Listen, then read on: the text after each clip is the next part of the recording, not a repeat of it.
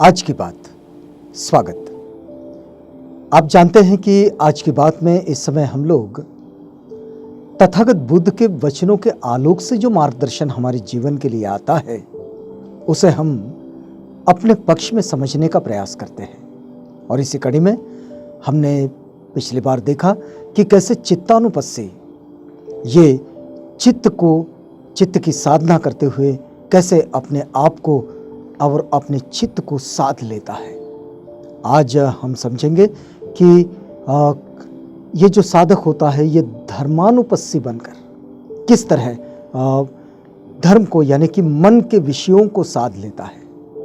तो आइए ज़रा यहाँ आगे बढ़ते हैं।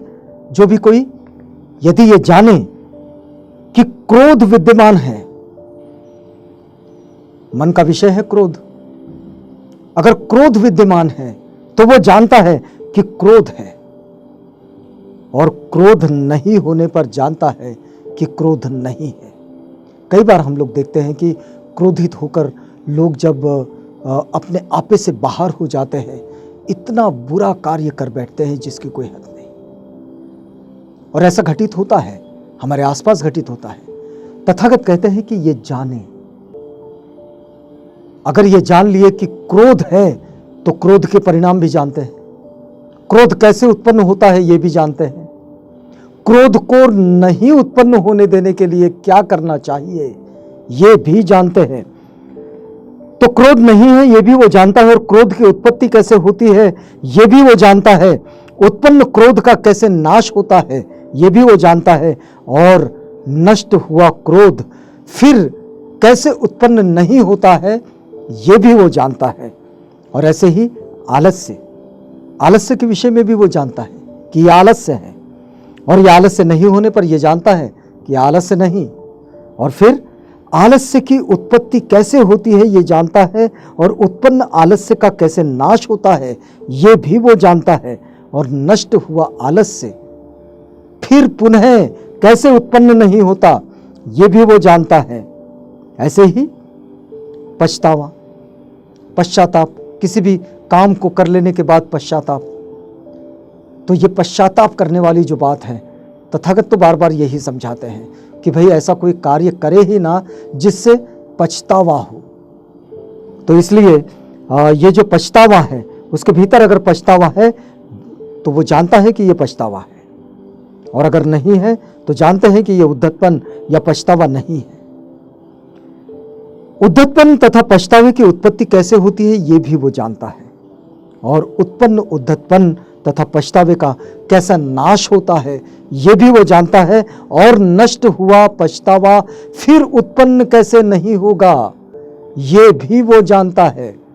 और ये जानना, ये धर्मानुपस्सी इसका अभ्यास करता है। यही है सम्यक स्मृति का अभ्यास। तथागत जो सिखाते हैं, तथागत जो बताते हैं। अब फिर आगे बढ़ते हैं कि उसके भीतर अगर संशय है, विचिकित्सा, किसी भी बात के प्रति संशय की भावना, शंकाओं की भावना, ये जो संशय है तो संशय विद्यमान रहने पर वो जानता है कि संशय है, शंका है, और अगर नहीं जानने पर वो जानता है कि संशय नहीं है, ये वो जान लेता है। फिर संशय की उत्पत्ति कैसे होती है ये भी वो जानता है, और उत्पन्न संशय को कैसे नष्ट किया जाता है ये भी वो जानता है, और नष्ट हुआ संशय फिर उत्पन्न कैसे नहीं होगा ये भी वो जानता है। और इस तरह ये जो भिक्षु 5 उपादान स्कंध धर्मों में धर्मानुपस्सी होकर इसका चिंतन करता है। ये कौन सी चीजें हैं? संशय, पछतावा, आलस्य, क्रोध और कामुकता। ये 5 बंधन, इन 5 बंधनों को, ये जो मन के विषय है, इन मन के विषयों को वो जानता है। और तब तथागत कहते हैं कि भिक्षुओं, ये जो धर्मानुपस्सी होता है ना, ये मन के विषयों को जानने वाला, ये इन चीज़ों को समझ लेता है, इसको अनुभव करता है, और फिर इसको नष्ट भी कर देता है, और ये पुनः उत्पन्न नहीं होगी इसका मार्ग भी वो जानता है, क्योंकि उसकी उत्पत्ति जानता है तो उसको नष्ट करना भी जानता है। और इसलिए अक्सर ये कहा जाता है कि अगर किसी बीमारी को ख़त्म करना है तो उस बीमारी की जड़ों को मिटा दो, तो परिणाम अपने आप बदल जाते हैं। अब देखिए, तथागत कहते हैं कि भिक्षु चिंतन करता है, यह रूप है, यह रूप का समुदय है, यह रूप का अस्त होना है, यह वेदना है, यह वेदना का समुदय है, यह वेदना का अस्त होना है, यह संज्ञा है, मतलब संज्ञा, यह संज्ञा का समुदय है और यह संज्ञा का अस्त होना है, यह संस्कार है और यह संस्कारों का समुदय है और यह संस्कारों का अस्त होना है, यह विज्ञान है, यह विज्ञान का समुदय है और यह विज्ञान का अस्त होना है। और फिर भिक्षु 6 अंदरूनी बाहरूनी आयतनों में धर्मानुपस्सी होकर विहरता है। इन 6 अंदरूनी बाहरूनी आयतनों के साथ, इन 6 आयतनों के साथ वो धर्मानुपस्सी होकर, मन के विषयों को देखने वाला बनकर फिर वो इन सब चीज़ों से बाहर निकल आता है और धर्मानुपस्सी बनकर विहरता है।